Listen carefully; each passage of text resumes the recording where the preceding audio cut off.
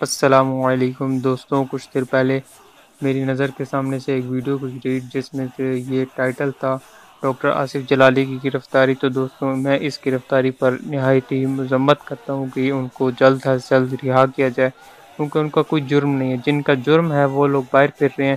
کتنی videos YouTube پہ ایسی موجود ہیں جس کے اندر صاف اعلانیہ گستاخیاں کی گئی ہیں، ان سے تو کوئی گستاخی ہوئی نہیں۔ اور جو یہ تو ایک سراسر الزام لگایا جا رہا ہے، چلو دنیا میں تو بچ جائیں گے، جو لگانے والے الزام وہ بھی بچ جائیں گے، لیکن آخرت میں انہیں کون بچائے گا؟ تو میرا یہ مطالبہ ہے کہ انہیں فی الفور رہا کیا جائے، اور جن لوگوں نے یہ حرکت کی ہے ان کو بھی توبہ کرنی چاہیے اور جو خاص کر الزام لگا رہے ہیں، خاص کر انہیں چاہیے کہ وہ سوچیں کہ ہم کیسے الزام لگا رہے ہیں، ہمارے پاس کیا ثبوت ہے۔ غیبت سے بھی بڑا گناہ ہے کسی پر الزام لگانا، تہمت لگانا۔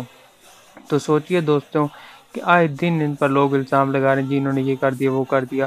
ہمارے اپنے سنی علماء بھی یہ حرکت کر رہے ہیں، تو مجھے بڑا دکھ ہوتا ہے، افسوس ہوتا ہے کہ یار ان کے پاس کیا دلیل ہے، حالانکہ وہ اپنے موقف پر کئی دلیلیں دے چکے ہیں، کہ جس سے ثابت کر چکے ہیں کہ یار جو میں نے کیا ہے وہ غلط نہیں ہے۔ انہوں نے تو ایک عقیدے کو ڈیفائن کرنے کی کوشش کی، لیکن لوگوں نے اس عقیدے کو اتنا پہاڑ بنا لیا کہ جس کا کوئی، میں اب کیا کہوں۔ پچھلے دنوں ایک ہمارے وہ ہیں بڑے معتبر عالم، اور ان کا بڑا نام ہے، پیر کو بولتے ہیں، انہوں نے جب ان کے بارے میں گالیاں، تو حرامی بچہ، تو پتہ نہیں کیا کیا لفظ یوز کیے۔ اب سوچیں ایک انسان کے لیے ایسے لفظ یوز کرنا یہ بھی نامناسب ہے ایک عالم کے لیے۔ فار ایگزامپل کوئی ان کو کہے کہ آپ حرامی بچے ہیں، تو انہیں تکلیف ہوگی یا نہیں ہوگی؟ ضرور ہوگی۔ تو یہ اب پتہ نہیں کیا ہو رہا ہے۔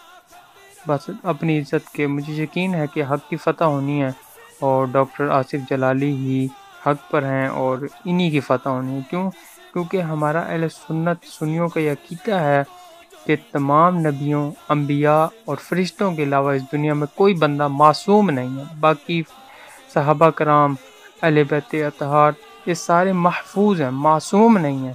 اور جو لوگ ان کو معصوم کا عقیدہ دیتے ہیں، یہ کیونکہ نبی نہیں ہے، اور جو نبی ہے وہ معصوم ہے۔ اور جو بندہ غیر نبی کو نبی کا درجہ دے کہ جی وہ معصوم ہے، تو وہ بندہ دائرہ اسلام سے ہی آؤٹ ہو جاتا ہے۔ تو دوستوں، ایک بندہ حق عقیدہ بتا رہا اور تم لوگ اسے کہتے ہو یار اس نے گستاخی کر دی ہے۔ اس طرح تو گستاخی پھر انہوں نے نہیں کی، سب نے پھر گستاخی کی، جو آج سے 1400 سال پہلے ائمہ اور جو علماء کرام گزرتے آئے ہیں، بڑے بڑے امام، تو اس کا مطلب انہوں نے بھی گستاخی کی ہے۔